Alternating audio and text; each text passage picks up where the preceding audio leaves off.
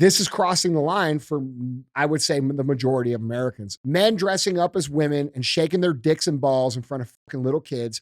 That's not okay. And anybody who supports that, that's in this community, you're furthering the demise of your own movement. And then this person gets on fucking TikTok and acts like they're the victim. You're not the fucking victim, bro. You fucked up. My thing is like, she's saying conservatives are sexualizing the situation. No, your fake 34 double Ds on your man chest, pulling them out in public, especially in the White House, is what's sexualizing this situation. And we wonder why these people are being called groomers. When you go out and you try to sexualize children because you want to push your agenda onto kids and making it their sexuality and trying to change their biology, that's where I draw the line. And when I see this, it's disgusting because it's like, dude, this is the White House. Like, take some shit serious. Americans have to remember they're paying for this. What's up, man? What's going on, guys? Nothing. You got some more weird shit you want to do? Yeah, that's some weird stuff there. Bro, so what's going on with you, man? So busy. So the biggest thing you've got going on right now that we got to talk about is the book release that you just had. Yep. Let's talk about the book, man. We're day 7 in the book, Prepared, a manual for surviving worst case scenarios. It's about a 2-year project, but I hear, guys hit me up all the time. Like, I want to do something like this. I'm like, invest 20 years of your life doing the thing and then come to the table and be prepared to do that thing. Right. So, really cool. I'm very humbled and honored that Penguin Random, a big publisher, picked me up, and it took a long time to kind of get things dialed in, but we released it June 6th on D-Day. I didn't post about the book on D-Day because I feel like that's disrespectful. That wasn't even chosen by me, by the way. Yeah. If people ask me like, oh, you're dropping on D-Day, that's awesome. And then you're dropping on D-Day, that's kind of like screwed up. I'm like, every book drops on Tuesday. Yeah. And they gave me a date of June 6th or like July, whatever. And I was like, this is the appropriate day. Let's drop it. And here we are 7 days into it.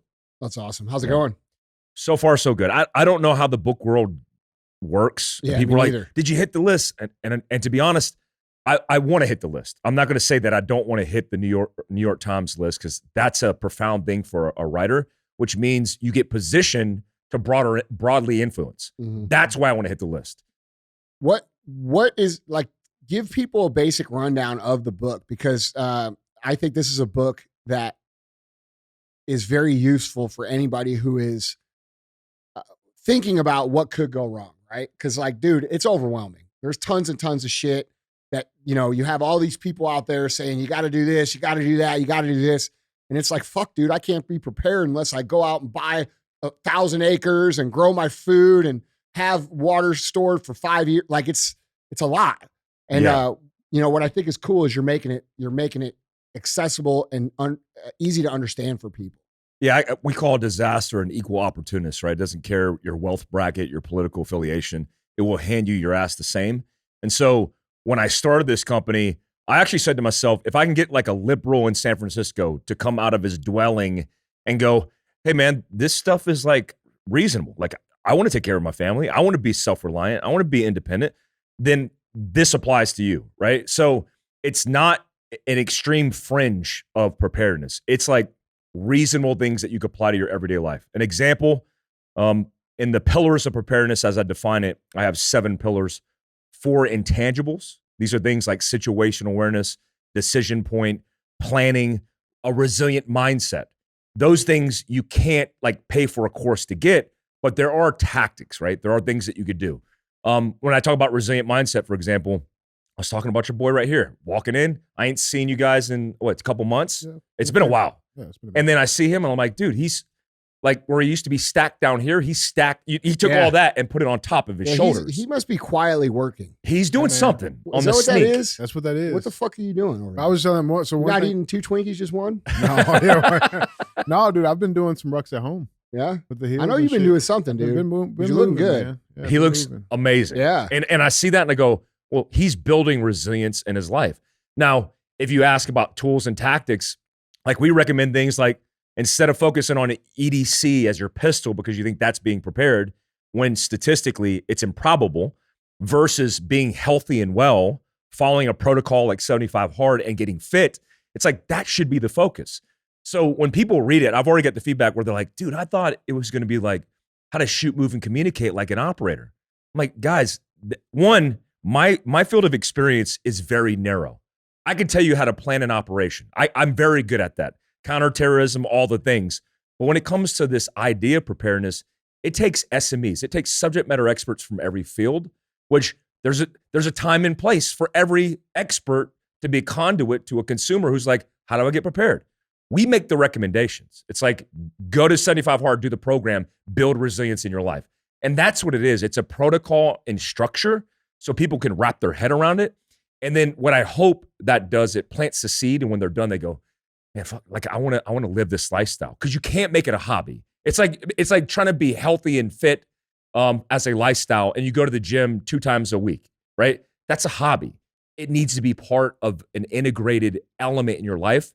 And that's a lifestyle. That's a culture. And that's what we want. Yeah, bro, that's cool. I think a lot of this idea of prepping really gets tarnished because, you know, it gets made out to be this like extremist thing. You know, you have to be some sort of like far right survivalist extremist to like even pick up a book and read. But I think it's important for everybody, no matter where you live, whether it be inside the urban areas, especially if you live in the urban areas, I think, to the counties, to the rural areas, you know, to have some sort of idea of what to do. Because look, man, I think we're as close to disorder as we've been. It's in my life, in real civil disorder. I think, you know, we have these situations like riots and things that happen, right? But I'm talking like total mass breakdown. Because, dude, if this conflict with China goes a few steps further, bro, they're going to start shutting down our shit. And the way things it appears to be is that our own government might shut down our shit and tell us it's China. So we don't know. But here's what we do know. It's uncertain, and we should be prepared. And so I would appreciate personally if you guys would go support Mike's book. Where would be the most helpful place to buy it? Amazon, Barnes & Noble, your local bookstore. It's out and about. So anywhere that you can find books, I would recommend the Audible component. Jack Carr, he wrote the foreword for my book, Setting the Stage. It's all downhill from there. Like when Jack Carr writes your foreword, it's all downhill. and Ray Porter, who is the voice of Terminal List, did the voice, and I did the voice for my book. But it's a good read. It's short. It's a couple hundred pages. It's 5.5 hours.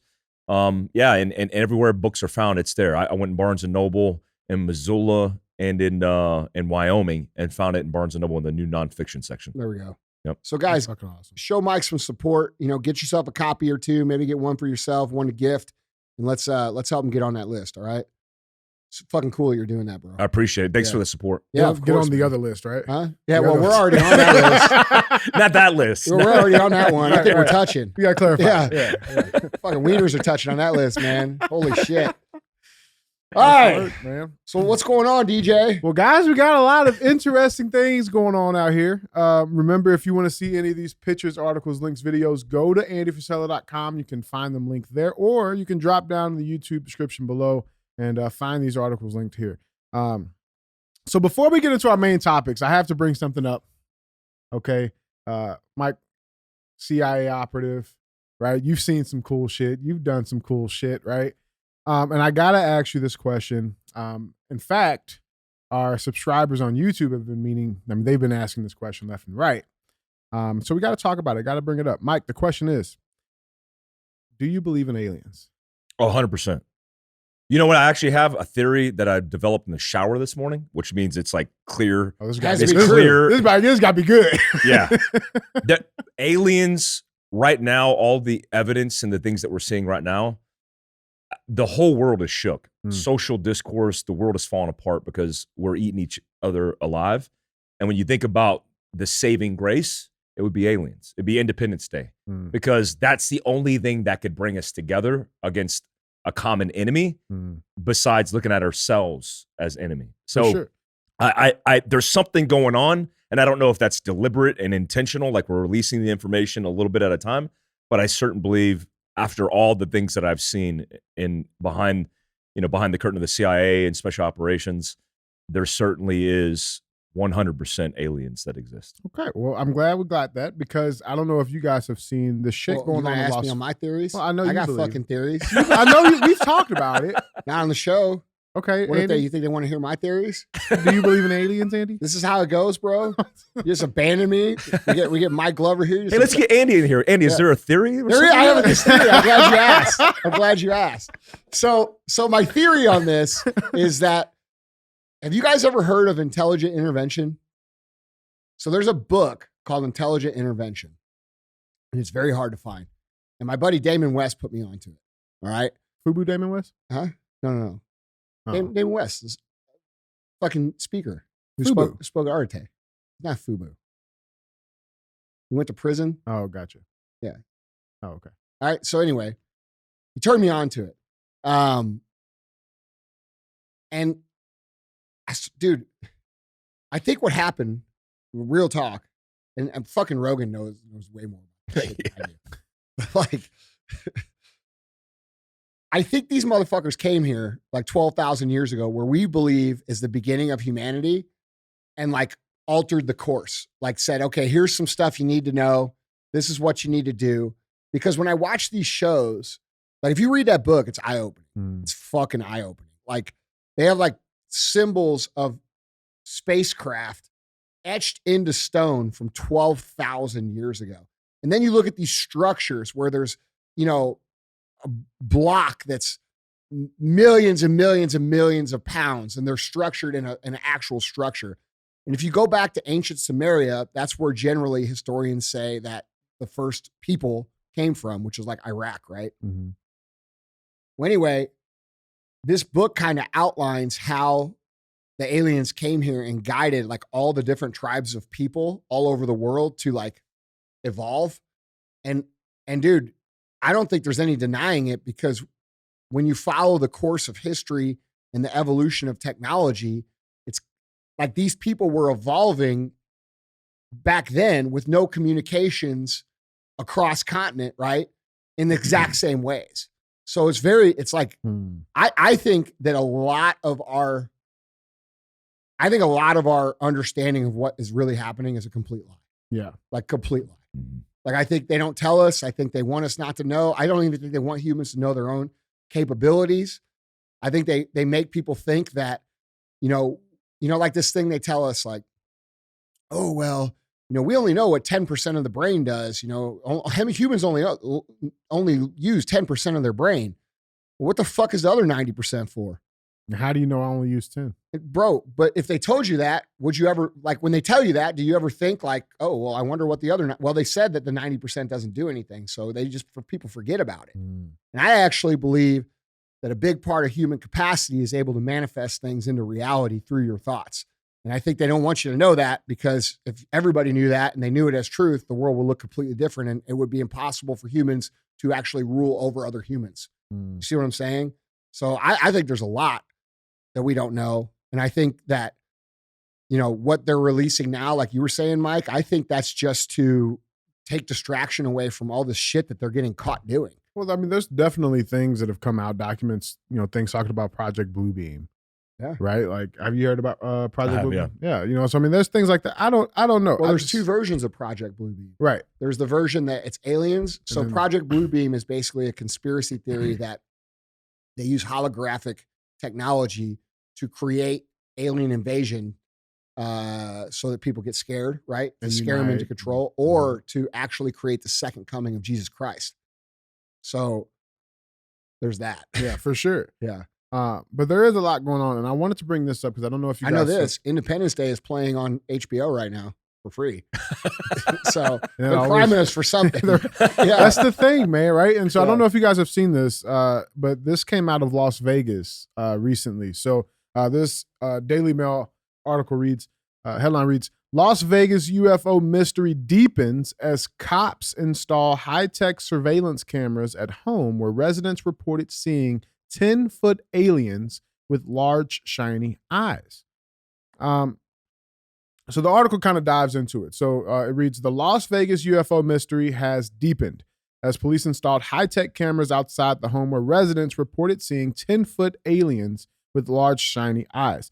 Doug Papa, a former police officer who has been following the story of the mysterious object falling from the sky, said it baffled him when the Las Vegas police department placed surveillance cameras outside. He interviewed the family who made the call, and they told him that the cops installed the camera to, quote, protect them from UFO fanatics who might bother them.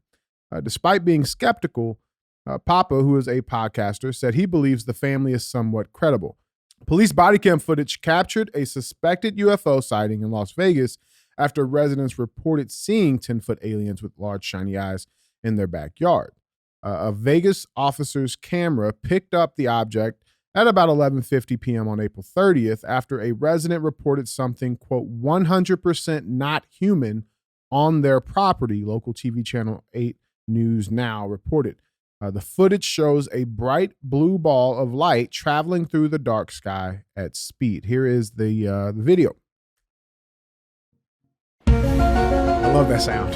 It's a scene straight out of the X-Files. A family in Las Vegas insisting something is out there after allegedly having a close encounter of the third kind. I swear to God, this is not a joke. One witness calling 911 after they say an object fell out of the sky and landed in their backyard. They're like 9 foot, 10 foot tall. They look like aliens to us. Big eyes, they have big eyes. The mysterious object that fell from the sky, even the officers apparently saw that. The green glow of the alleged UFO is seen on this newly released body camera footage. I have butterflies, bro.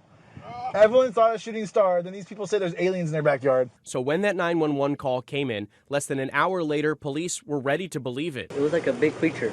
A big creature? Yeah, like around 10 feet tall. Because I'm not going to BS you guys. One of my partners said they saw something fall out of the sky too, so that's why I'm kind of curious. Did you see anything land in your backyard? Or? But after a brief investigation of the yard, officers closed the case as unfounded.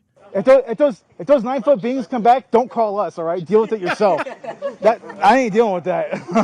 According to former intelligence officer David Grush, an alien crash landing isn't too far-fetched. Grush recently turned over documents to Congress claiming the U.S. government has a vast collection of vehicles that have non-human origin. Andrew Dimbert, ABC News, New York. And here's a copy of the police report from that incident. It's a real thing. It was definitely documented. But let's get into David Grush, right? So David Grush served 14 years in the Air Force, where he says he was told about the program by others who were involved. Grush, he's 36 years old, a decorated Afghanistan combat officer who went on to work for the National Geospatial Intelligence Agency and the National Reconnaissance Office. His role was to act as the NRO's representative when dealing with the Unidentified Aerial Phenomena Task Force. Task Force was specifically set up to investigate UFOs. I just don't. I mean, does this change much of what you guys' personal theories? I have a theory about our evolution as humans and how it ties into aliens. But does this change anything? I think it's no coincidence that these things are starting to be publicized, considering the turmoil that's going on with all the other things. I personally feel that a lot of the reason that some of these stories are making the news now is because they're trying to distract people from looking at the things that are going on with Joe Biden in terms of him being found to have been taking money from other governments for policy decisions over the course of many years. And we're talking many millions and millions of dollars.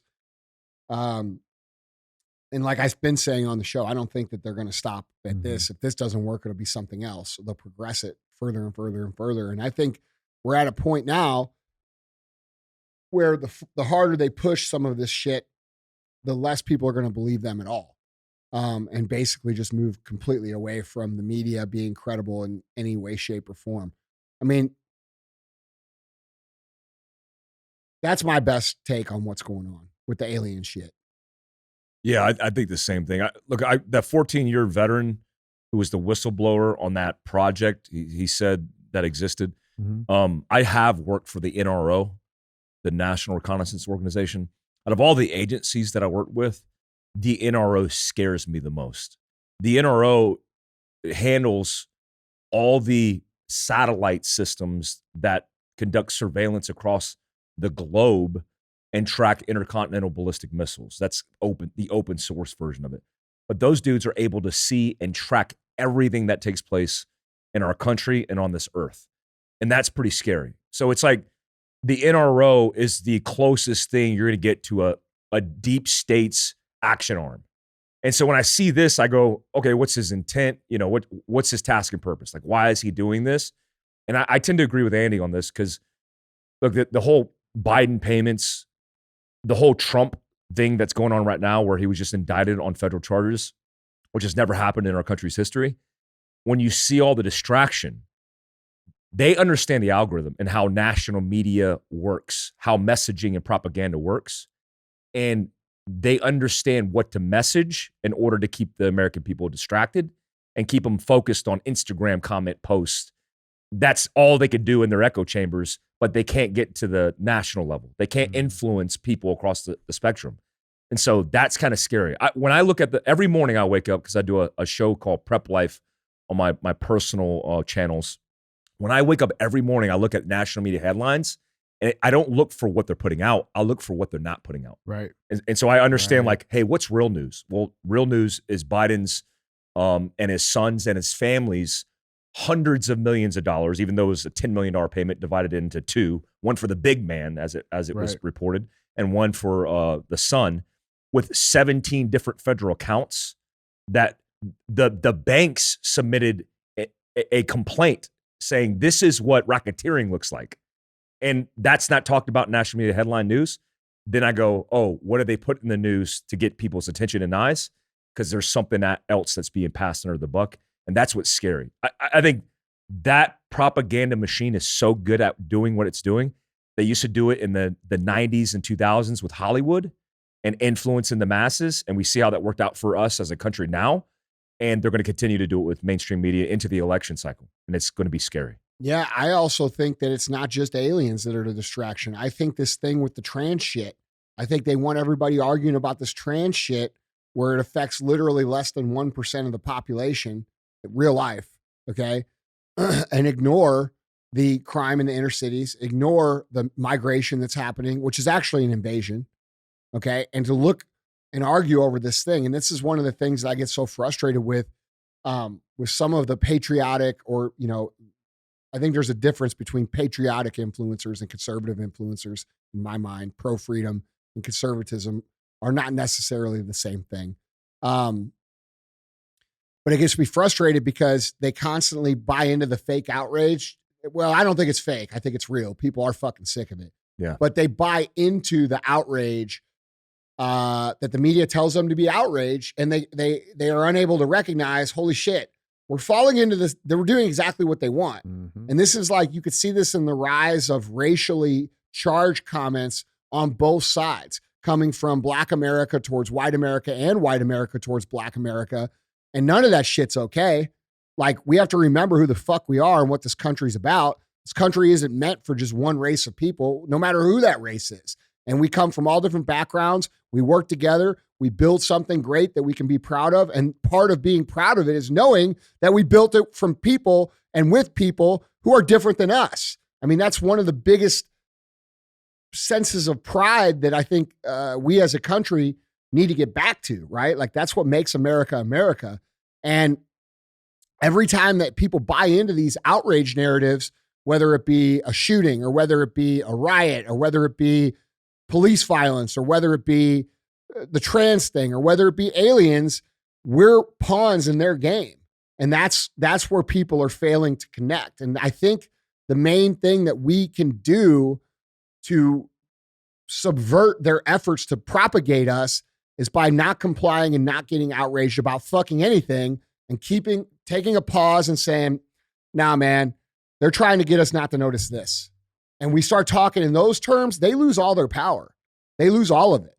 And that's where we need to get to. And that's going to come down to, you know, people forgiving people for some of the things they did to each other during COVID, or maybe 5 years before that, or 200 years before that, so that we can save our asses now. That's 100%. My opinion. So you guys are saying it's safe to just stamp distraction on this? I say it. That's what I think. Yeah, I'm not saying it ain't real. Yeah, I think it's very real. I think a lot of things are real that they haven't told us about. I also think a lot of things that they told us about are not real. Some of those things you can't even mention without people getting completely fucking outraged. You know, so we still have a lot of deprogramming left to do. It's one of the things I like about what RFK is saying in his campaign. You know, he's running as a Democrat. You know, I don't even think I think he understands that he's not going to be president. And I think he understands that by him running for president, they're not allowed to really fuck with him in terms of like the laws of censorship and it's a great strategy. Right. And he's running an entire campaign of disclosure because he understands that, you know, his family directly has been one of the most victimized families of non-disclosure ever. His uncle was killed by our own fucking government. So I think he's got a personal interest to disclose some of the shit that we've all been thinking is true. And here's what's going to suck. Like people like us who are like, man, you know, they're not telling us all this shit. There's still a whole lot of people that believe that everything on the news is real. They believe that everything that they tell us is real. Like when I question this shit on the show, like, bro, I get people from, you know, like literally people still messaging me being like, bro, you're insane. You're a moron. You're this, you're that. It's like, bro, I haven't fucking missed in 3 fucking years. Okay. I missed on 2 things. I know exactly what they are and I own it. But the point is, we still have a lot of deprogramming to do. And like, bro, it's going to be hard for people. Like if the truth does come to fruition and we declass what's the fuck has been actually going on in the actual history of humanity, it's going to be a lot for people to fucking swallow at once. 100%. But I think it's going to cause less mental illness than the shit they're propagating with us now. Real. And less turmoil. Like, I mean, bro, like, you know, they're convincing everybody now that men can have babies and women are men and all this. Like, it's fucking confusing as fuck. Like, think about teaching that to a child. You know what I mean? Yeah. Like, I'd just rather know the truth. Like, I want to know what the fuck's going on. Like, where do we sit in the intergalactical hierarchy? You know what I'm saying? Like, are we fucking bacteria or right? We doing pretty good? Like, do we need to worry about shit? You know, like this fucking fake freedom, like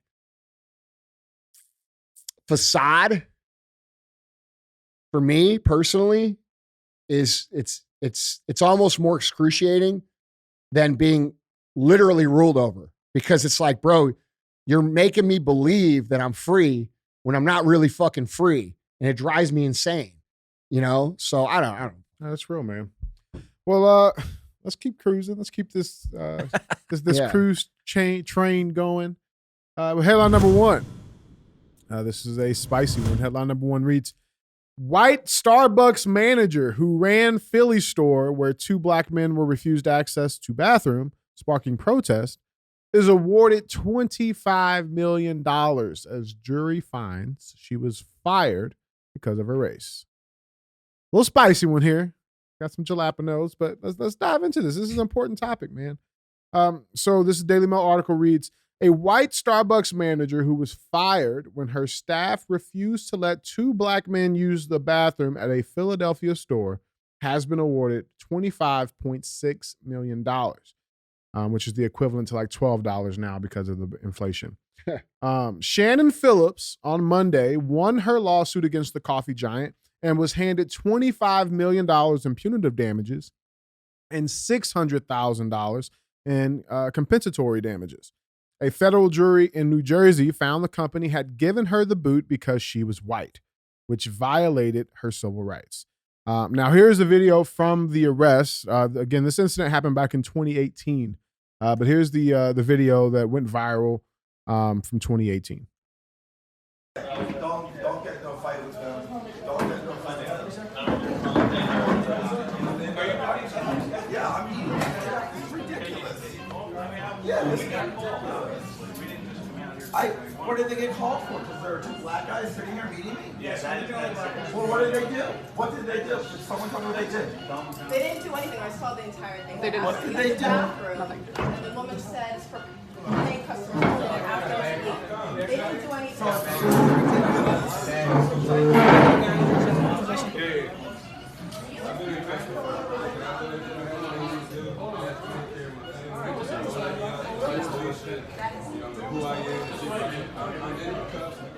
So that's the video that went viral. Okay. Well, what did they do? Well, so because I mean, they didn't look like they did. I mean, from that. Well, I'm glad you asked. Yeah. So the lawsuit finally came to an end this week. The article continues. 5 years after the arrest of the 2 black men at the Starbucks in Rittenhouse Square, Philadelphia, Rashawn Nielsen and Dante Robinson had been waiting for a meeting when they were refused access to the toilet and were asked to leave before cops were called. Their arrest prompted widespread outrage and protest after footage of the incident emerged, and Starbucks was accused of racism and boycott threats. So these two gentlemen entered a Starbucks. They sat there. They did not buy a drink. They didn't pay for anything. One of the employees approached them and asked them if they would like to order anything. They said no. And they asked if they could use the restroom. And the employee told them that the restroom was for the paying customers only, which is a common practice at most establishments, right? And then after that, they were asked to leave. They refused to leave. And then the police were called. They were arrested for trespassing. So that's the full story. Now, this Miss Phillips lady, the article says, Miss Phillips, who oversaw the location as well as about 100 other locations, would have been paid up to about $200,000 a year, was quickly fired, but in 2009 sued the coffee chain claiming it was due to racial bias. So following her victory on Monday, her lawyer, Laura Carlin Manicaci, said they were very pleased with the unanimous verdict. She said that she, quote, she proved by clear and convincing evidence that punitive damages were warranted under the New Jersey law. She claims that Starbucks started punishing white employees who weren't involved weeks later in a bid to publicly prove they were handling the incident. Ms. Phillips alleges the firm ordered her to put a white male manager who had worked for the company for 15 years on administrative leave because of a race discrimination allegation against him. The allegation was based on complaints non-white employees at the manager's store were paid less than white workers. Ms. Phillips said she argued the male manager didn't have a say in wages. The lawsuit also said Ms. Phillips objected to suspending him because she said the manager wasn't racist and she had never seen him exhibit discriminatory behavior. She argued, in comparison, the black manager of the store where the arrests were carried out did not face any disciplinary action. Charges were dropped on both men. Article continues saying the two black men ended up reaching a settlement with Starbucks in the aftermath for an undisclosed sum and an offer of a free college education. They were both 23 years old at the time. Separately, they reached a deal with the city for a symbolic $1 each and a promise from officials who set up a $200,000 program for young entrepreneurs. Quote, "We thought long and hard about it, and we feel like this is the best way to see that change that we want to see," Mr. Robinson said at the time. Now, a couple of things to mention before we discuss on this. I pulled up some of the crime maps going on in Philadelphia at that time. So in 2018, there was 353 homicides in Philadelphia, a 12% increase from 2017. This app, the data that I'm pulling, it maps the victims of gun violence. There was 1,147 non-fatal gun shootings, 302 fatal shooting victims, and that was just in 2018. Where, so almost 80% were non-fatal. 84% of those victims, their cases never went anywhere. They're cold cases. 91% of the victims were male. 83% were black. And more than half were in the age range of 18 to 30. And we can see in the last 10 years, homicide rates are rising in Philadelphia. Crime stats are everywhere, right? And they are? I thought you weren't allowed to talk about crime stats. Oh, no, we could talk about them. Oh. It's real AF, right? Yeah. I just thought that we just forgot about those. Yeah. But I want to say this too. This is one of my favorite pieces. So they use this photo of the two gentlemen, right? And just like off bat, like what are we noticing? So let's paint the picture for our audio listeners. So it has Rashawn and Dante, they're sitting on this nice little couch, and behind them is just this wall of degrees and certifications and accommodations. Well, this picture was just taken at the lawyer's office. This is all the lawyers' accommodations and degrees and things like that. Just trying to make them, paint them up looking like nice, young, standing men. Well, they might be. They might not be. Well, I don't know. Do you know? Oh, I know. Oh, okay. Well, I mean, dude, I don't have a problem with this picture. No, but I mean, I'm just saying, Okay, let's hear the rest. Well, I mean, it's just no. I mean, that's pretty much it. It's just the standard image that they try to paint. Like these were upstanding citizens, and like guys, at the end of the day, black, white, yellow, brown, blue don't fucking matter. The law is the law. If you're asked to leave a place, you have to leave. It's called trespassing, right? You don't just get to say no. I'm not doing it, right? Like it is what the fuck it is. I don't believe this thing had anything to do with color. It didn't have like, bro. Like you, I don't know if the last time you guys been in the fucking Starbucks. We know who runs Starbucks, right? Like these aren't fucking white conservatives that are running these locations, right? They're all pink and blue haired, typically leftists, right? That operate these Starbucks. I don't believe there was any type of racial prejudice whatsoever. But, again, anything they can use. I mean, to bro, turn I've in. been told many a times coming up through my life, like where I used to have meetings and places like that. And people are like, well, this is for paying customers. I mean, it's a common thing. Yeah, it is very common. It's a common thing, man. I just hate how the spin to, I mean, like, again, it's just one of those things. Well, remember too, also, bro, I think also when this happened, things were very different in the social environment, like for a long time. And, you guys can get fucking pissed about this, but this is reality. If you're white, you can't say shit about anything. Like, that's why I made the joke about the fucking crime stats. Like, you can't point at the crime stats because you're racist. You can't even fucking say someone is black. Oh, what do you got something against black people? No, I'm just pointing out a fucking fact of the matter. And we see this in the media, right? We see the media tell these stories. Bro, we're even seeing the media do this shit now where they're marking the fucking migrants that commit the crimes as fucking white. Yeah. Have you seen that, Mike? Yeah. To drive the white crime data. Oh, yeah. Like, bro, there's a complete bias against fucking white people. It's part of the Democrat narrative right now. It's another one of the distraction division tactics. And it's bullshit. And the truth of the matter is, the reason that because I'm not going to sit here and say that black Americans, inner city Americans have it fucking the same as everybody else, because they fucking don't. But the reason that they fucking don't is because the people that they continue to vote for intentionally create hardships on them over and over and over again to maintain the control of their vote power so they can come in every 2 and 4 years and say, hey, you know what? Fucking white dudes over there, they fucked up all your shit. Look at your neighborhood. They did all this stuff. They stole your funding. They won't give you the money. They won't do this. When in reality, you guys elect them, meaning black people, that you elect them. They go to Washington. They make more policies to figure out how to fuck the fucking black neighborhoods and treat them like shit, and then blame it on the other guy. And like, that's been going on for 50 fucking years. And so if we're going to have some real talks about real solution, this absurd shit that we cannot state facts of the matter when a black man commits a crime, we have to be able to say, hey, we have 83% of the shootings that are happening in this area are committed by black males between the ages of 18 and 30 years old. That's a statistic. That's a fact.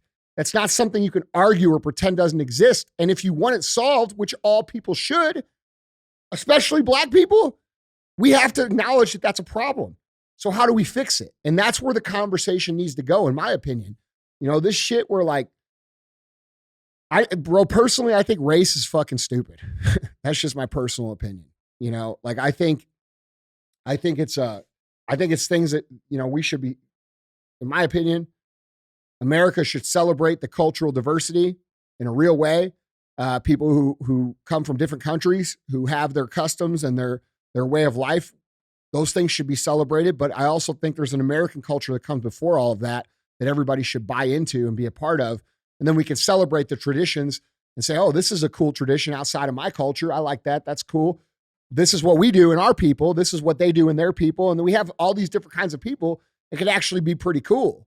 But because of these assholes in the media in Washington, we can't even get along for a fucking day because we can't even point at the real problem. And why wouldn't they want us to talk about the real problem? Why wouldn't they want us to acknowledge the crime data and say, this is what's actually happening? The reason is they don't want the problem to be solved because it serves them. And so, I don't know, bro. Like, those dudes didn't seem like they did anything wrong. Like, but the reality is, like you said, if a place says, hey, you gotta be a paying customer to hang out here, no loitering, right? You know how you say it? Loitering or trespassing. Yeah. No lawyer. I can't say the word. Well, no hanging around, motherfuckers. right?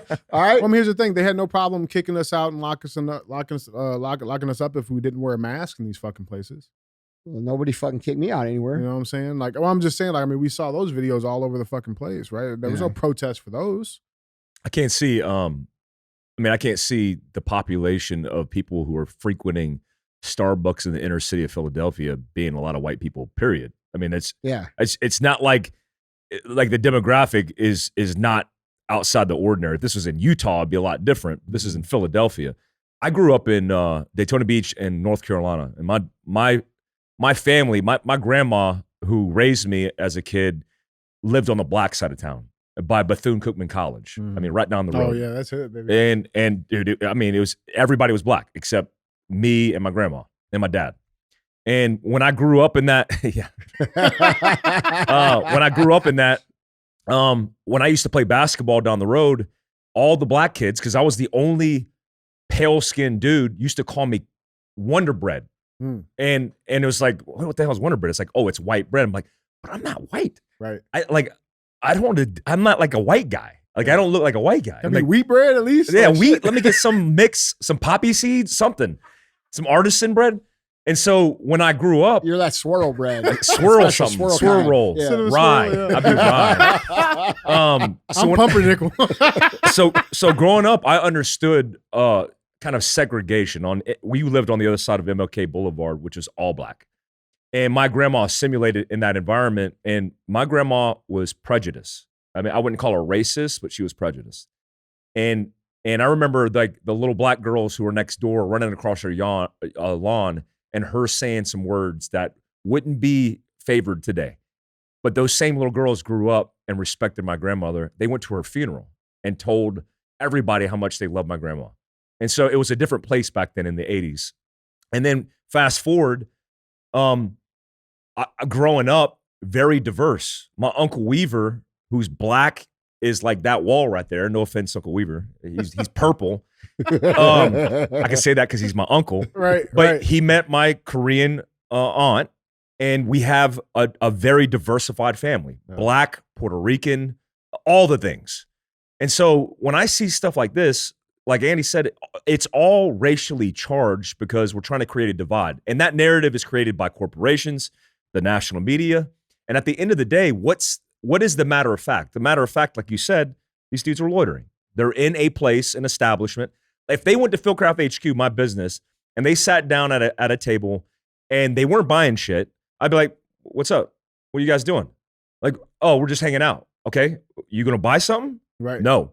Get the fuck out of my place. Exactly. Like, if you ain't going to buy nothing, get out of my fucking place. Yeah. And so that's how it works because That's reasonable, it's too. it's reasonable. Yeah. You have an expectation. So when I see all this stuff unfold, it's all charged. What I'm pleasantly surprised from the article, and I think is a positive direction, is white people in this case getting discriminated against and actually winning the case in New Jersey. Yeah. That's rare. It's a big precedent. But it's a big precedent. It needs to happen more often because, I mean, dude, I look at my race and I'm like, I could assimilate with every race. I think Andy's in the same boat too. He doesn't look like a white guy. And so he has the ability to assimilate blacks, whites, Puerto Ricans, and be the neutral race. I love the benefit of being that. I look at my friends who are straight white and I go, dude, it sucks to be you right now. Yeah. And growing up, it didn't because nobody focused on race. They just focused on character. And today we're in a different world, and it sucks because everybody, like you said, is being swayed by a national media narrative. And here's the thing: like the inner city where crime is the highest, where growing up dating chicks in Philly. I had a girlfriend who was in Philly, and I used to go there. It was a big shithole, and I was coming from Washington D.C. and like, oh my God, this is horrible. The reason it's that way is because everybody there buys into the narrative, and they also buy into the institution. They outsource everything in the name of optimization and efficiency, except that shit's not working anymore. The system you bought into, outsourcing your healthcare, outsourcing your security, outsourcing your education, all those systems are fracturing and nearly broken. So it's time to take some of that back. And when I see dudes like Jay-Z and Beyonce, who I respected growing up, and I love their story and their up and coming story, they're billionaires now. And when you look at what they're doing for pushing people in the Democratic narrative, it makes me sick to my stomach. Yep.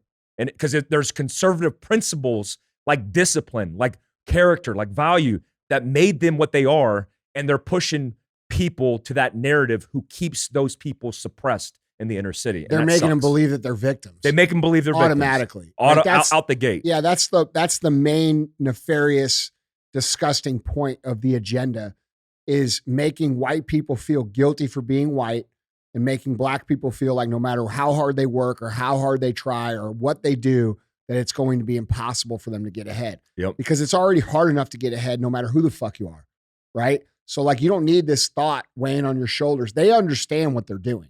They understand that they are demoralizing an entire generation of black youth from even trying.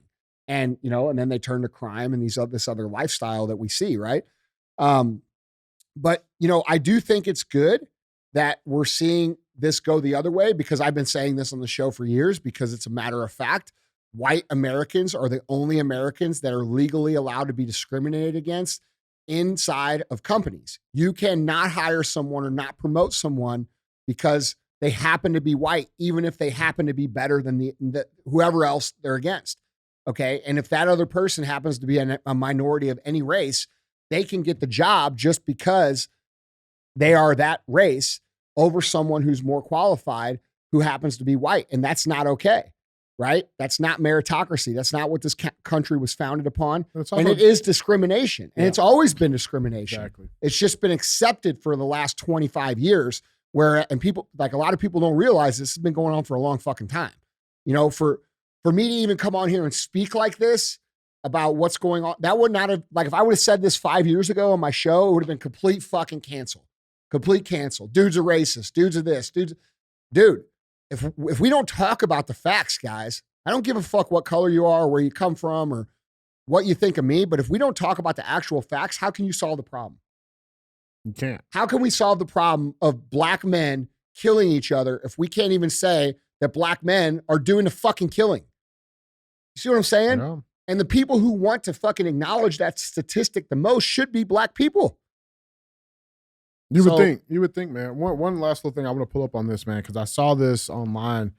I don't think these guys did anything super horrible, bro. Like, these dudes look like they're all right dudes. Yeah, I mean, that's cool. They probably should have been arrested. I mean, that's kind of dramatic. Well, I thought so too. Were like, why are you arresting dudes? And I could, from watching that first video, real talk, like I could see why there was some outrage. Yeah, if you're a cop, use common sense when applying these kind of things. Just like you're here, you got to go. Yeah. Okay, I'm up, I'm out. Yeah. This making this a civil rights issue is kind of. They forced the hand. That's the thing, and that's what it was. Because there's another video angle where like it didn't just start with 10 cops in the fucking Starbucks. It started with just I think 1 or 2, and they asked them like, all right, you guys have been asked to leave, and they said no. They said no. Yeah, but DJ, that also comes from this belief that we're living through this civil rights renaissance when all that shit has already been happening. It's already happened. Yeah. Like you are not the civil rights heroes of this fucking country, bro. Yeah. That happened in the 60s. Right. Yep. And you're not doing a sit-in because they actually leave because they wanted you to buy something. You said no. It's not like so it's not an appropriate course of action. It's not, man. Like not everything has to be this statement. Like sometimes you're just an asshole. Mm-hmm. You know what I'm saying? Like, and guess what? We've all been it at one time or another. We've all been the asshole. Right. Like sometimes we make it worse by doing things like this. 100%, man. I want to show you guys this little thing because I found this online, and I think it's so important because I think ultimately what this is coming down to is, again, like what's the task and purpose of these racially charged things, right? And it truly is division. It's divide and fucking conquer, right? And I saw this post and I want to show you guys this because it to me it explains what's going on so beautifully. And so it reads, it says, if a white person has a list of things. So the first thing is it says, if a white person moves out, it's called white flight, and that's called racism. If a white person moves in, it's called gentrification, which is called racism. If a white person sees color, it's racism. If a white person doesn't see color, it's ignoring racism, which is racism. If a white person doesn't partake in culture, they're non-inclusive, which is racism. But if a white person engages in culture, it's cultural appropriation, and that's racism. Right? And it's like, it's creating this point in society that, I mean, dude, like, it'd be fucking dangerous, man. Listen, it's not that dangerous. This only works if you can listen to it. Yeah. Like, bro, I don't give a fuck about none of that shit. You say whatever the fuck you want about me. I'm going to live my fucking life. You know what I'm saying? You want to call me a racist for the shit that I say, pointing out facts, and fuck you. That's how and if more people had that fucking attitude, this shit wouldn't be a problem. The problem here is that we have a bunch of fucking cowards that don't fucking stand up for themselves and allow themselves to be called things that they know they're not over and over and over again, and then basically just accept the abuse. Yeah. And this can go for any category. This same chart could be written a different way for other races the same way. It's just like, bro, we have to stop caving to social pressures and start saying, you know what? I moved out not because of white flight. It wasn't because black people moved in my neighborhood. I actually just wanted another fucking house. You know, I moved in because this is what I could fucking afford. I don't see color because I actually believe in the content of character and judging what MLK can preach. And you can disagree with MLK all you want, but I think he actually preached a tremendous message that embodies America, which is why he's celebrated as a hero. A lot of people say, well, he was a Marxist. Well, he might have been a Marxist, but he's saying the good shit that fucking I think represents what the fuck we're about. Doesn't partake in culture. Well, that's because I got my own culture that you guys say I don't have, right? I like hip hop. That's cultural appropriation. Well, motherfucker, I don't know what to tell you because that's what I like. I call it culturally appropriate. Yeah, like it's just real easy to like just say like, yeah, well, no, it is what the fuck it is, bro. Yeah. Like if we just all had that attitude, and whether that be because black people get this same shit, bro, in a different way. Like you get this exact same shit from black people. You do. Yeah. Because you stand for conservative values. You're more conservative than I am. You know, Amir, our buddy Amir, who is a conservative gay man, he's been on the show. Bro, he gets blasted by the black community this exact same way. That, like, if that said, if Amir up at the top and you went through all the shit, they'd say the same shit about him. Yep. So this is about perpetuating a victim culture class so that a certain class can have power over another class by just naming them a certain thing. And this goes into cultural Marxism. If you go read about Marxism, part of what the strategy is to shame people to the point where they don't resist. And that's what we're dealing with now. And all you got to do is just not be ashamed. Like, motherfucker, I'm not fucking this or that. I'm doing this. And you don't even have to explain yourself, bro. 90% of black people understand this is bullshit too. Do they not? No, they're absolutely. Well, Yeah. at least, I mean, they're definitely starting to realize it more for sure, man. Well, guys, let's keep this CTI train rolling. We got headline number 2.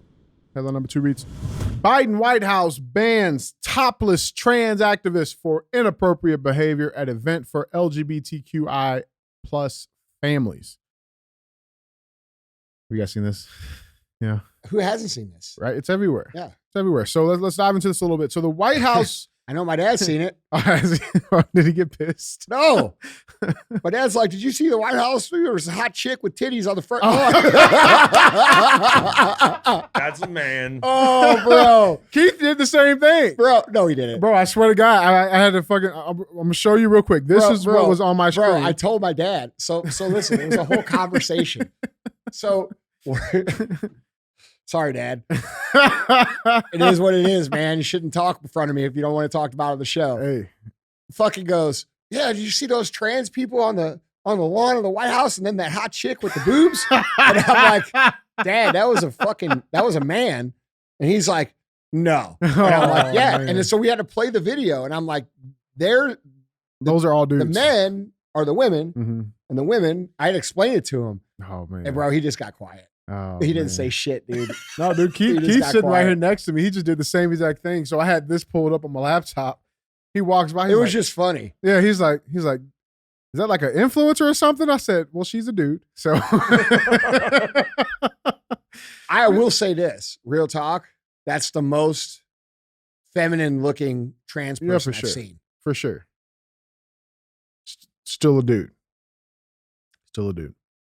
Yeah. So let's dive into this. So the White House banned transgender activist Rose Montoya after he and other transgender activists flashed their bare chests during the Pride celebration at the White House over the weekend.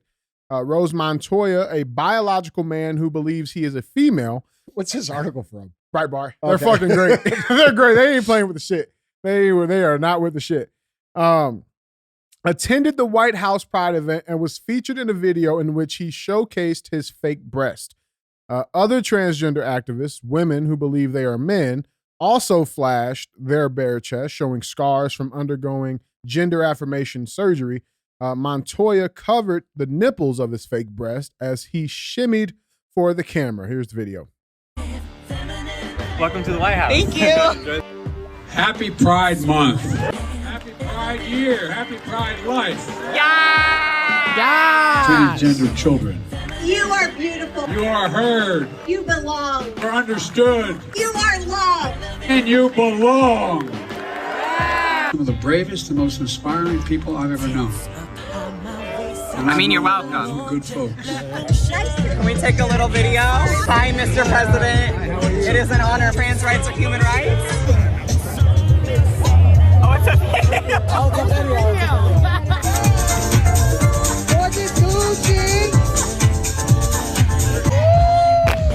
The monument's in the back, right? Gay news. Are we topless at the White House?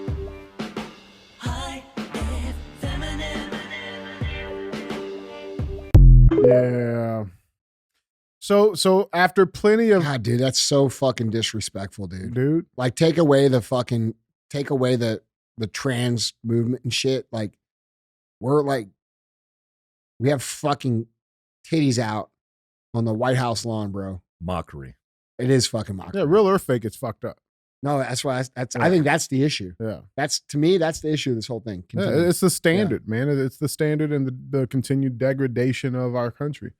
But the article continues. It says, after plenty of backlash across social media, the White House told the New York Post, quote, "This behavior is inappropriate and disrespectful for any event at the White House." Further, it said those individuals in the video will not be invited to future events at the White House. Quote, "It is not reflective of the event we hosted to celebrate LGBTQI plus families or the other hundreds of guests who were in attendance. Individuals in the video will not be invited to future events," the statement added. Now, bro, Rose, why don't they just do the whole alphabet?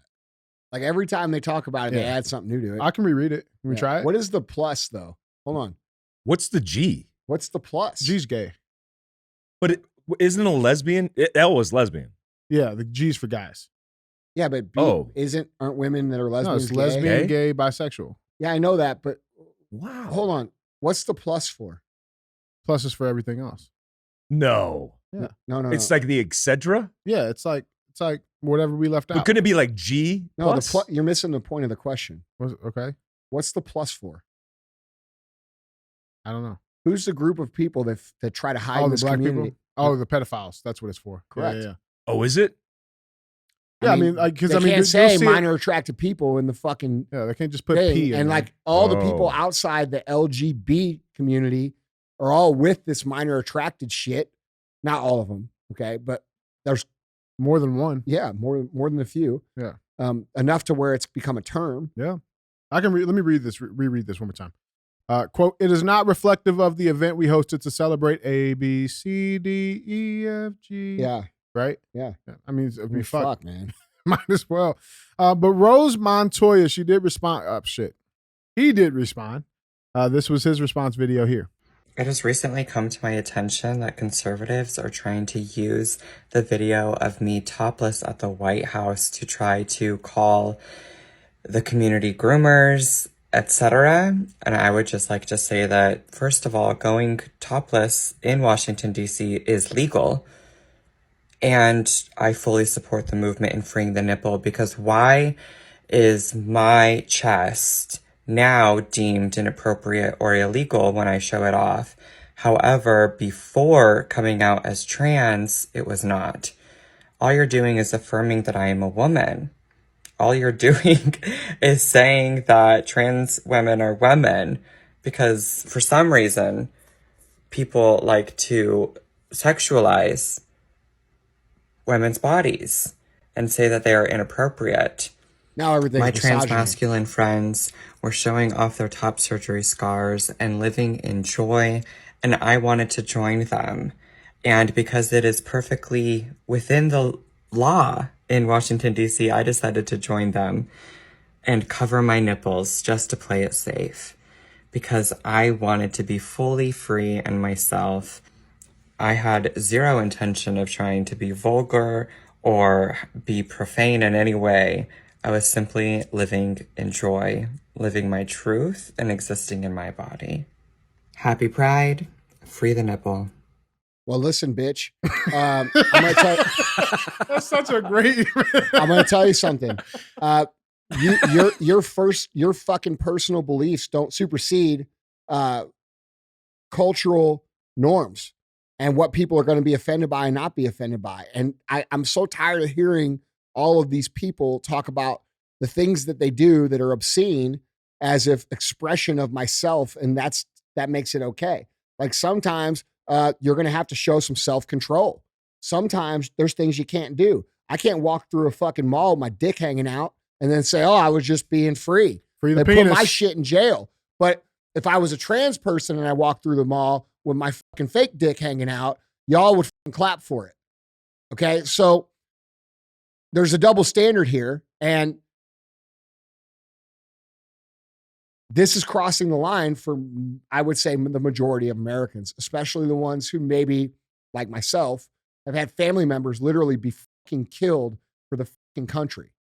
How about all your friends? Yeah, it's disgusting. Yeah. It's disheartening too, because it's like you don't see this output of resources and, speaking engagement for veterans or for holidays that involve patriots. Enjoy that long weekend. Yeah. Memorial Day. I mean, did we get this on Memorial Day? We got, Biden like putting across the Arlington National Cemetery, the Tomb of the Unknowns, to lay the wreath, almost looking like he was going to fall over. And so when I see this, all the resources poured in this, Americans have to remember they're paying for this. And look, I have people in my family who are gay, and they don't agree with this shit. They hate people this don't, shit. bro. They don't. And one of my cousins who's gay, whose husband's in the military, people have to wrap their head around like that should exist, right? Even if you disagree with it, that should exist.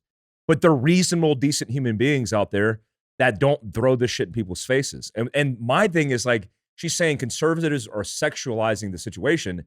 No, your fake 34 double Ds on your man chest, pulling them out in public, especially in the White House, is what's sexualizing this situation.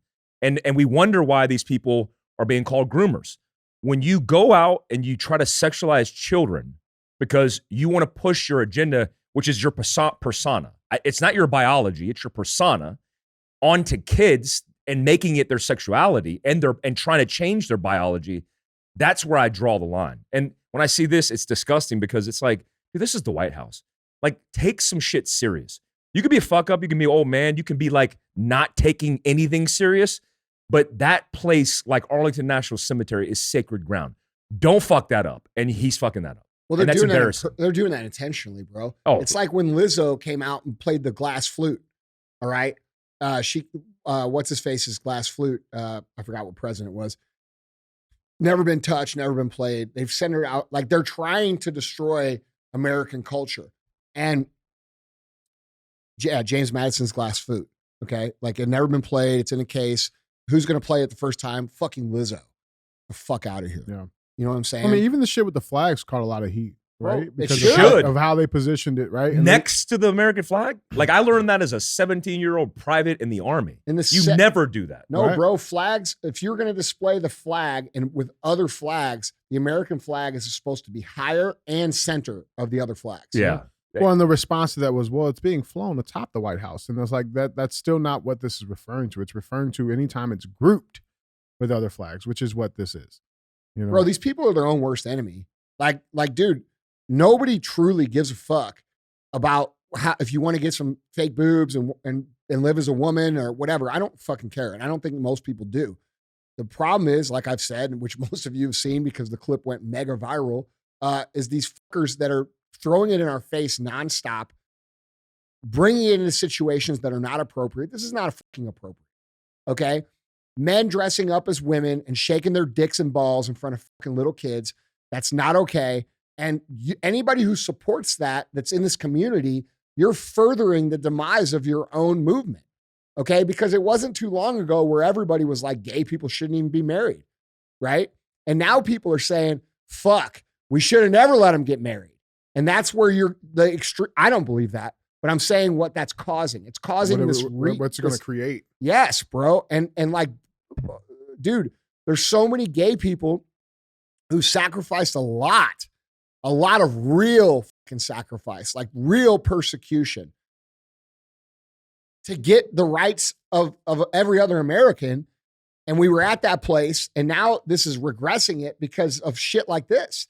And then this person gets on fucking TikTok and acts like they're the victim. You're not the fucking victim, bro. You fucked up. You know what you should say? You should say, you know what?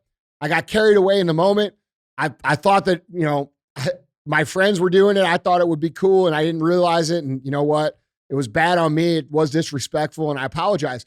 If you did that shit, people respect the fucking community more. But this thing of like completely playing the victim every time, it goes back to the shit we were talking about black crime. Like, we cannot continue to allow the actual facts of what's going on to be swept under the rug. You were inappropriate, own the shit. And if you really care about trans communities and trans lives and trans acceptance, then act like a fucking great ambassador of trans people.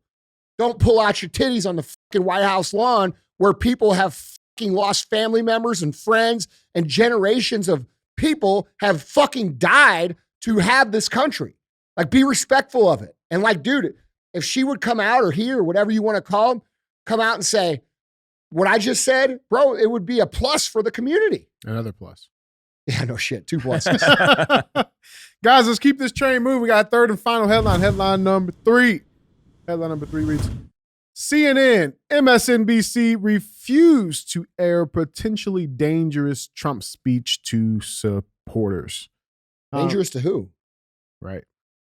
Must be dangerous like that 75 hard, huh? No shit. Yeah, so this is a Fox News article reading, both CNN and MSNBC refused to air former President Trump's speech to supporters following his court hearing Tuesday, where he pled not guilty to 37 federal felony counts stemming from his alleged improper retention of classified records.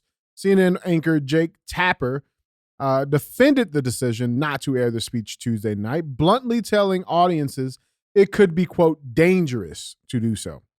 Quote, bro, these motherfuckers don't know what dangerous is. They've never seen dangerous. No. He says, quote, we're not carrying his remarks live because, frankly, he says a lot of things that are not true and sometimes potentially dangerous, Jake Tapper told CNN audiences and guest Representative Alexandria Ocasio-Cortez out of New York. Earlier in the day, Tapper rebuked CNN producers for showing the former president celebrating with his supporters. Quote, the folks in the control room, I don't need to see any more of that, Tapper grumbled on air.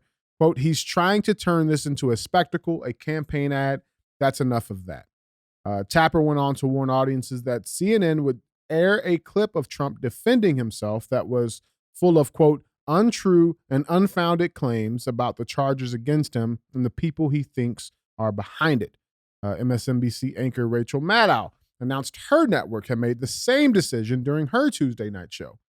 Quote, we are prepared for his pre-fundraiser remarks tonight to essentially be a Trump campaign speech. Because of that, we do not intend to carry these remarks live, she began. The primetime host suggested this was in order to protect the network's reputation and journalistic integrity, saying, quote, as we have said before in these circumstances, there is a cost to us as a news organization to knowingly broadcast untrue things. We are here to bring you the news. It hurts our ability to do that if we live broadcast what we fully expect in advance to be a litany of lies and false accusations, no matter who says them, she explained. Maddow claimed she was not celebrating the decision to censor Trump's speech, and this was not a, quote, glib decision by the network. She revealed they could reverse that call if Trump said anything newsworthy. So we got that, and then I don't know if you guys also saw, you got Hillary Clinton chiming in on this whole Trump indictment, calling it profoundly disturbing. Hillary Clinton reacts to Republicans defending Trump over federal indictment. You mean like how Democrats defended her for all her fucking shit? Exactly.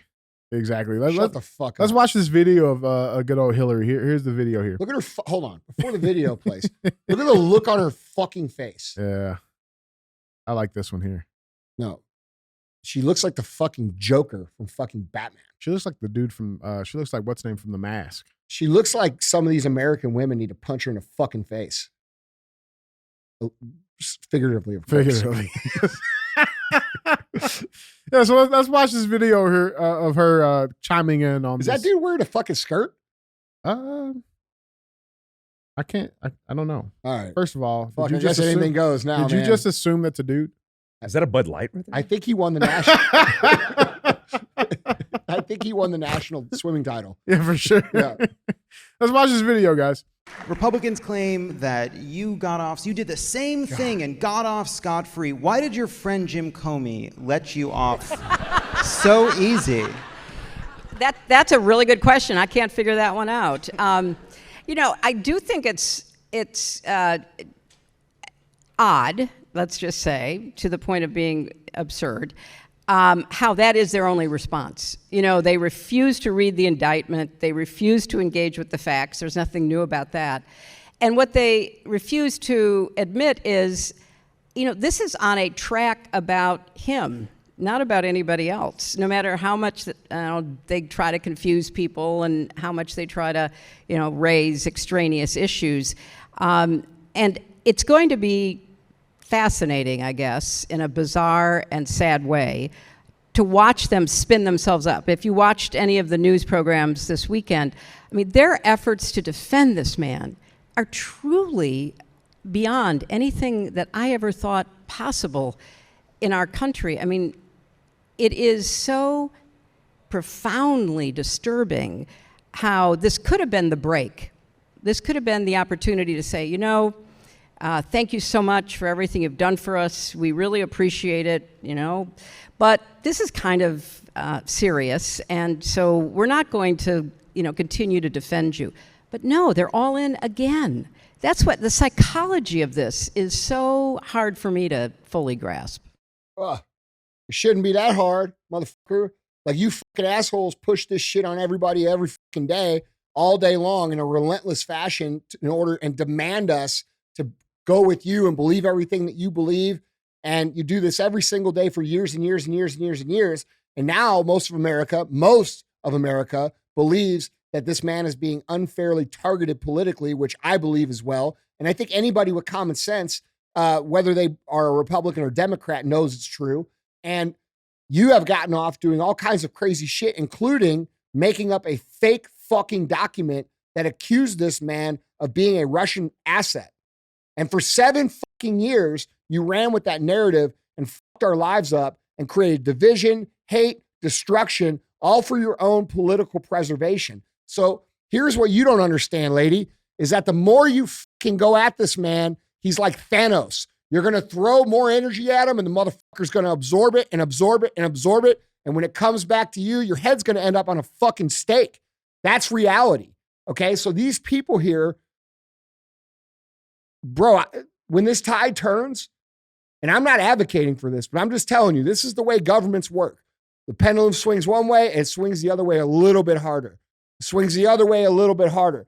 And when Trump keeps saying they broke the seal, because that's what he was saying, what he's actually saying is, okay, the gloves are off. And when I get back in power, dude, I'm fucking doing whatever I got to do to get rid of these people. Mm-hmm. That's what he's saying. And another thing to note about Hillary Clinton is that not only is she a complete fucking liar and a piece of shit, okay? And I'm being nice. Yeah, allegedly. No, I'm being nice, okay? She is so manipulative, and if you watch her, and you got to understand, she is completely aware that what she's doing is she's not voicing her opinion. She's actually leading the opinion of the people who fucking are still endeared to her, which is less and less by the day. So when she says what she says, she's not saying she believes that. She's saying that's what you should believe. And she's trying to rally her people behind that. Yeah. Okay. But these people are in a fucked situation because you keep indicting this dude, you keep persecuting this dude, and you want it to go this other way, and you want people to give up. And all it's doing is forcing your own people that probably voted for you to believe that we are now living in some sort of third world communist type country. And they're like, fuck, this is bad. Even though I don't like Trump, this is really bad. And people, dude, I've heard that from Democrats since this shit started when he got indicted in New York. Like, dude, you know how many Democrats have reached out in the DMs and they're like, bro, this is fucking crazy. Like, I don't like Trump, but this is absurd. And this can go really, like, dude, they're getting it. And like, for her to sit there and say, oh, I can't grasp it. Well, you can't grasp it because people are sick of your shit. We don't believe you anymore at all. Yeah. I was thinking to myself, I was like, when he asked like, why did your friend Comey let you off? Because her real answer was because I told him I would kill him if he didn't. Yeah, You'd be dead. You would have got killeried, bro. Mike, what you got on this? I think the biggest issue is no matter what, Americans and the citizens of this country are the biggest losers in this. Because no matter how you campaign, whoever gets in the White House in the position, they're going to spend the entire presidency. Their entire administration is going to focus solely on weaponizing the government to go after the other party. Yeah. And nothing gets accomplished. That's right. That's why all these, in Congress and the Senate, all these bills are getting passed and nobody's paying attention. And that's what's setting the stage for calamity and chaos in the future, is because all the distractions being pulled over our eyes and nothing's being accomplished. And we will be the victims of that at a latter time. So we all lose in this, which sucks. And I agree with Andy, like, fuck Hillary Clinton. I worked under her when she was Secretary of State during Benghazi. And I came back. I went to Libya in October of 2012 to target Abu Ghatala and the shitheads who killed everybody, all the Americans, an ambassador. And we handed over all that information really quickly. USASOC did, U.S. Army Special Operations Command did. And they didn't want to do anything about it because they said it was too political of a climate. She didn't even say that. She actually said, what does it matter? What does it matter? What does it matter? What difference does it make, right? Yeah. It's like that kind of mindset, that kind of politician is the real weapon of destruction in this country. And that's going to implode itself. And I look at the Great Reset and whatever you want to call it. I'm thinking, like, dude, the only way you unfuck this is you have to start from scratch. You have to start at zero. There's no consultant that can come down and start to whittle away. You got to start at zero and build up 0 to 1. And that's a scary outlook, but it's the only outlook that saves this country. And, you know, I'm not advocating for civil war here. I'm thinking, well, it's like, not civil war, it's revolutionary war. Figuratively and literally, you got to burn it down. Yeah. And in the ashes, you find the remnants and then you pick it up. Yeah. That's the only way, because no other. I mean, when the richest people in this country are politicians. Down, yeah, they are. They're going to burn it down. This is why I keep pushing the culture move. Like, I keep saying personal excellence, personal excellence, personal excellence. Individuals, Unplug yourself from their game. Yep. Become not a non-customer, a non-factor for their wealth, okay? Because what's going to be required for us to really rebuild this country is to allow them to burn it the fuck down. And right at that key moment where they think they're going to rebuild it, we fucking rebuild it. Yep. And that's why we bring on people like Michael Seifert from Public Square and creating alternative economy. Like, this isn't just as simple as like a bunch of dudes getting kitted up and fucking doing some work. That's the easy part. Dude, but what about tomorrow? Yeah. What about the next day? Yeah. What about the next day? And that culture that we're talking about consistently on the show, personal excellence being the ultimate rebellion, that will actually fix things long term. When you say build from zero, well, if we're building the culture as they're burning it down and our culture is strong and we're all independent and we're all fit, we're all healthy, we're all making money, we're all taking care of our families, we're all prepared, okay?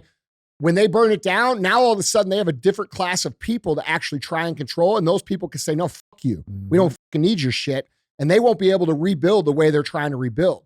So like when people try to say, oh, you know, well, you say this, but that's not the solution. No, it actually is the solution. You're just not thinking it all the way through. Right.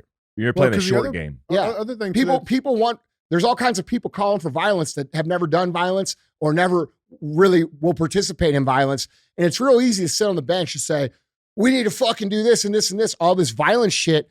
But the reality is dude, you're outclassed, you're outmanned, you're outpowered, you're out this, you'll get fucking killed. So what's the best thing that you can do? You can actually build yourself into an individual asset that is not dependent on their systems, not just, in every way, not just one or two ways.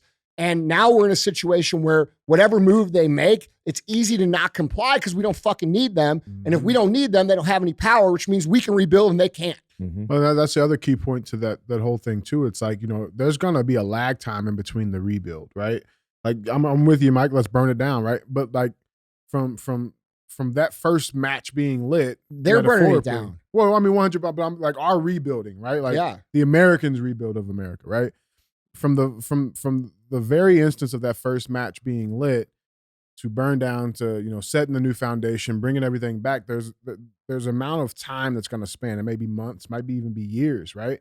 Where if you have the majority of Americans that are not prepared, are not personally excellent or self-sufficient, right? Like that's only that's going to make that process much, much harder, right? Whereas if you have the majority of Americans who are prepared, are self-sufficient, right? Are mentally tough, right? And have these things in place. Fit, healthy, earning income to be independent. 100%. Securing themselves, all this shit. It's going to be a lot easier to have that rebuild because there's going to be an amount of time that it's going to take, right? And I don't know what exactly how long that is. Well, no. So it's important that we have that shit in place. No, bro. Look, if you're building it now, by the time this shit hits bottom, this shit is already built.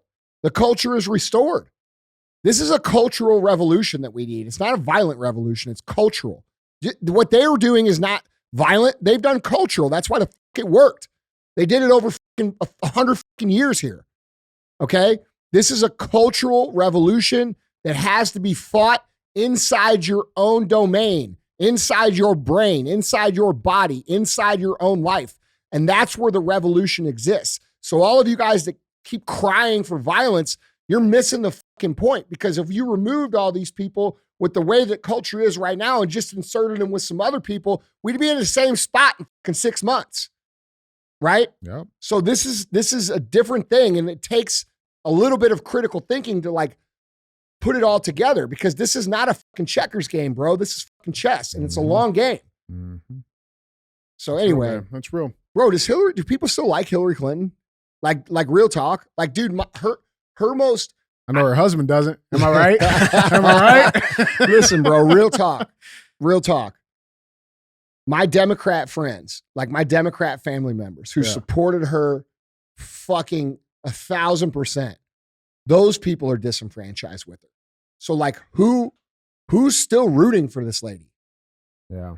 You know, these people use bots and technology.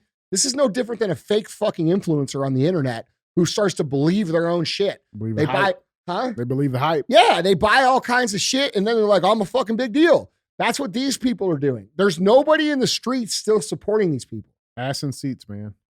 Exactly. Where is it at? Exactly. You got one dude pulling 80,000 people every fucking stop that he stops at. You got these people that can't fill a fucking gymnasium. And somehow they're winning elections. The fuck does that tell you guys? Yep.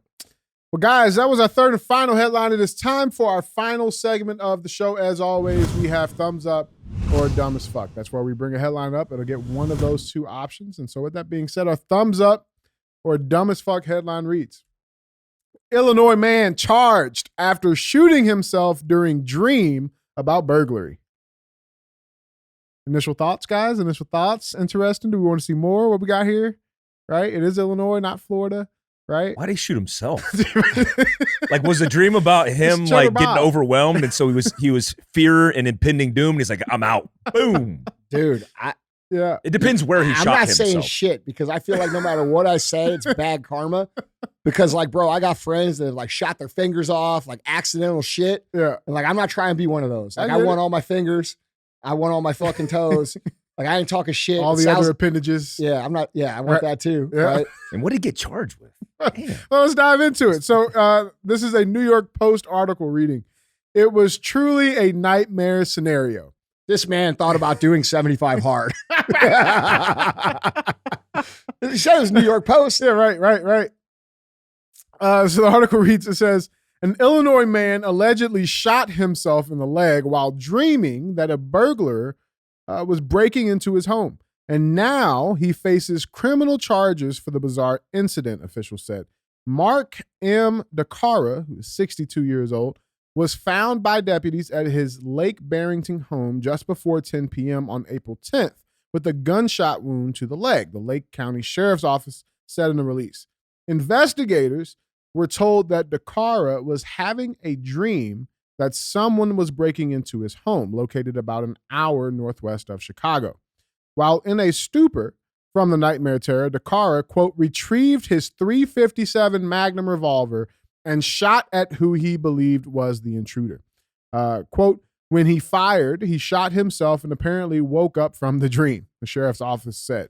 DeCara was bleeding so heavily from his wound that first responders had to use a tourniquet to stop the blood flow, the sheriff's office said. Fortunately, the round discharged from the firearm went through his leg and went into the bed, injuring no one aside from DeCara. He was taken to an area hospital for treatment of his gunshot wound.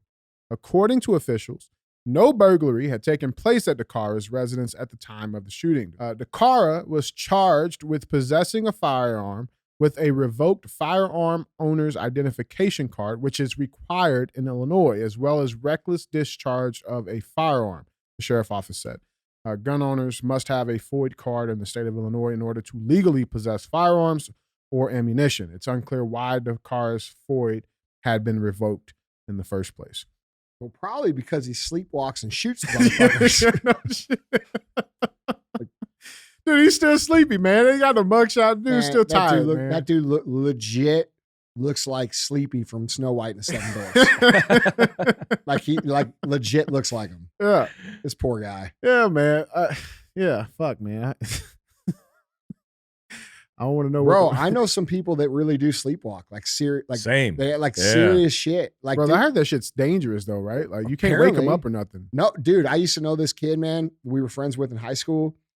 We went to Florida one time. He went on family vacation with us, and my dad woke up, and he heard like this metal, like the sound of liquid going on the metal, and he went over, and this dude was taking a piss in the fucking washing machine. Oh man. Yeah, and like, bro, he was dead asleep. Like, had no clue what he was doing.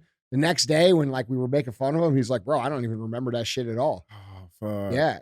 Like, dude, I know another dude who fucking sleepwalks when he's drunk and he pisses on his fucking own suitcase when he's like, Sal? No. I ain't saying no names, but it ain't Sal. Yeah, so I mean, what do we got? What do we got on this? I don't know, man. Hey, look, I What know do you this. think, Mike? A How would you prepare 357 yourself? Magnum. Bro, What? that's fucking Tackleberry shit from Police Academy. Bro. Well, it sucks his leg got in the way. I mean, legitimately, I think the worst travesty here is he got charged for some shit for having a non-registered firearm in the state of Illinois. Yeah. That's the most fucked up. Yeah. Because the fact that registration at that level is getting law-abiding citizens who accidentally shoot themselves in their sleep, whatever the issue, is getting them charges. That's the exact reason why these registrations exist. It's like it exists because confiscation, but any of these things come, like you get a ticket. Well, you want to compound a ticket, have an illegal firearm, and we'll stack the charges. That's what it's meant for. Yep. I mean, law enforcement officers deploy that kind of tactic. How many of these people that are committing these crimes in Chicago, killing fucking 30 and 40 people every weekend, are getting the same charge on them? Or have FOID cards. I'm just saying. Right. Yeah. It's are they checking their yeah, exactly. Good. Like, are they looking at their forward cards to see if they're registered? And are they catching that additional charge? Mm-hmm. Likely not. And I mean, this dude's dumb, but I know dudes like Andy, who actually have this problem. And I, at a period of time in my life, when the VA was prescribing me Ambien and Trazodone at the same time. Oh, that's a cocktail, baby. Look, dude, and then you stack a little whiskey on that. I would wake up and be like, where the fuck am I? Bro, crazy shit. I know a dude who totaled his fucking car like that. He fucking woke up. He had Ambien, and I guess like he didn't react well to it, and woke up like when I say totaled, it wasn't like he hit something, they totaled it. I mean, like you look at the car and you're like, holy bro, how is anybody alive? He fucking lived, and it was off of Ambien because Crazy. like he was fucking sleepwalking.